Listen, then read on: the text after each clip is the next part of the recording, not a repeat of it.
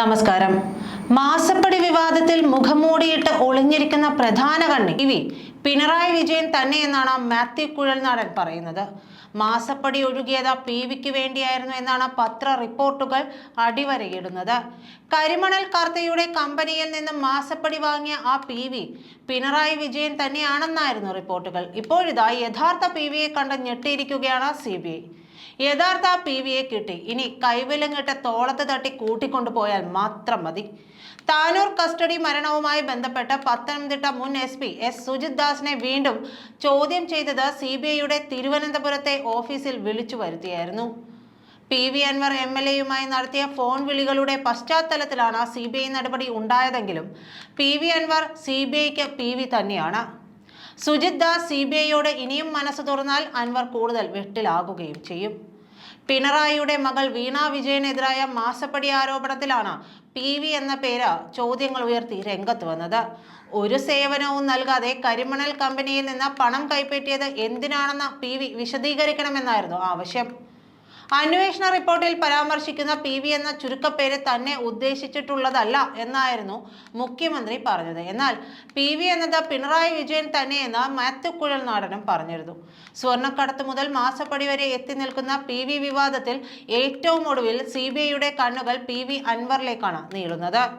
ആഫ്രിക്കയിൽ സ്വന്തമായി സ്വർണ്ണ ഖനനം നടത്തുന്ന PV എന്ന PV അൻവറിന്റെ സ്വർണ്ണ സാമ്രാജ്യത്തിലേക്ക് അന്വേഷണം നീളാനുള്ള സാധ്യതകളും മുൻ SP S സുജിത് ദാസിന്റെ ചോദ്യം ചെയ്യലിലൂടെ തുറക്കപ്പെട്ടിരിക്കുന്നു എന്ന് വേണം കരുതാൻ. യഥാർത്ഥ PV അൻവറാണെന്നുള്ള അഭ്യൂഹങ്ങൾ പരക്കുകയാണ്. കേരളത്തിൽ നടന്ന വിവാദ ഇടപാടുകളിലെ പ്രധാന ഇടനിലക്കാരൻ PV അൻവർ ആയിരുന്നു എന്ന ചോദ്യവും ഉയരുന്നുണ്ട്. CPMന് കാളരാത്രികൾ സമ്മാനിച്ചിരുന്ന CBI പേടി അകലുകയാണെങ്കിലും കേരളത്തിലെ പുത്തൻ വിപ്ലവത്തിന്റെ നക്ഷത്രമായി ജ്വലിച്ചുയർന്ന PV അൻവറിനെ നിലംപരിശാക്കാൻ CPM നേതൃത്വം തന്നെ തീരുമാനിച്ചിട്ടുണ്ടെന്ന വിവരങ്ങളും പുറത്തു വന്നു കഴിഞ്ഞു. ശരിക്കും പത്തരമാറ്റിൽ പുതുപുത്തൻ PV കരിമണൽ കാലത്ത് സംഭാവന കടലാസിൽ പേര് പൊതിഞ്ഞതു മുതൽ ഒറിജിനൽ PVക്കായി പാർട്ടിയിലും പുറത്തും ശത്രുക്കൾ കൂടി വരികയാണെന്നാണ് ശ്രുതി പരന്നിരുന്നത്. പാത്തും പതുങ്ങിയും പത്തിമടക്കിയും അവരെല്ലാം ഈ രണ്ടാം PVയുടെ ഉദയത്തിന് കാത്തിരുന്നോ എന്നും സംശയിക്കേണ്ടിയിരിക്കുന്നു. പാർട്ടിയുടെ സൈബർ ലോകം PV എന്ന സ്വർണ്ണഖനിയുള്ള നാടിന്റെ രക്ഷകനെ തിരിച്ചറിഞ്ഞ് ആർപ്പുവിളി തുടങ്ങിയിട്ടുണ്ട്. ബ്രാഞ്ച് സമ്മേളനങ്ങളിൽ പുതിയ PVയുടെ ഉശിരും പഴയ PVയുടെ ക്ഷീണവും വരെ ചർച്ചയായി. അൻവർ മുതലാളി തുറന്നുവിട്ട വിപ്ലവ വീര്യം തടയണമുറഞ്ഞതുപോലെയാണ് സഖാക്കളുടെ ഞരമ്പുകളിൽ ഇരമ്പിക്കയറിയിരിക്കുന്നത്. തടയണ വിവാദത്തിലും കുട്ടികളുടെ പാർക്കിലും ഹൈക്കോടതിയിൽ വരെ കാലിടറി വീണ ഈ PV തങ്ങളുടെ ചാവേർപ്പട എന്ന കള്ളക്കടത്ത് ലോബിക്കെതിരെ വിരലനക്കിയവർക്കെല്ലാം കണക്ക് പറഞ്ഞ് പണി കൊടുത്തു കഴിഞ്ഞു. തന്റെ കേസുകളിൽ നീതിയുക്തമായ പരീക്ഷണങ്ങൾ നടത്തി കടുത്ത നിലപാടുകൾ എടുത്ത ജഡ്ജിമാരെ മാത്രമാണ് അക്കൂട്ടത്തിൽ ഇനി ബാക്കി വെച്ചിരിക്കുന്നത്. താൻ കുറുതട്ട മിക്കവർക്കും അൻവറിന്റെ ഏകാധിപതി കോടതിയിൽ ശിക്ഷ വിധിച്ചിട്ടുണ്ട്.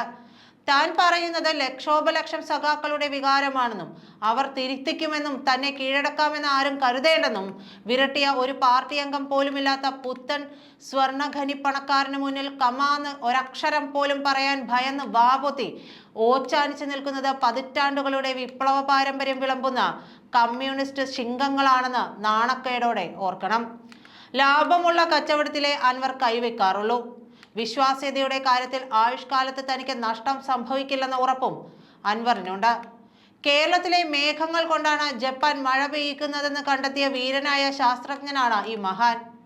VD സതീശൻ 150 കോടി രൂപ മീൻവണ്ടിയിൽ കടത്തിയെന്നും ലോക്സഭാ ഇലക്ഷനിൽ 16 സീറ്റ് വരെ LDFന് ഉറപ്പെന്നുമൊക്കെ യാതൊരു ഉളുപ്പും മാനവുമില്ലാതെ തട്ടുവിട്ടിട്ടുള്ള അൻവർ പറഞ്ഞതെല്ലാം സത്യമായിരിക്കുമെന്ന കണ്ണുമടച്ച് പാർട്ടി അണികൾ തന്നെ പ്രചരിപ്പിച്ചു വരികയുമാണ്. പിണറായി ആരെയാണ് സംശയിക്കേണ്ടത്, ഭയക്കേണ്ടത്?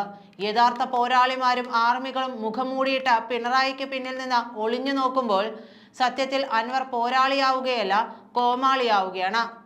കോമാളിയാവുകയാണ്. നന്ദി.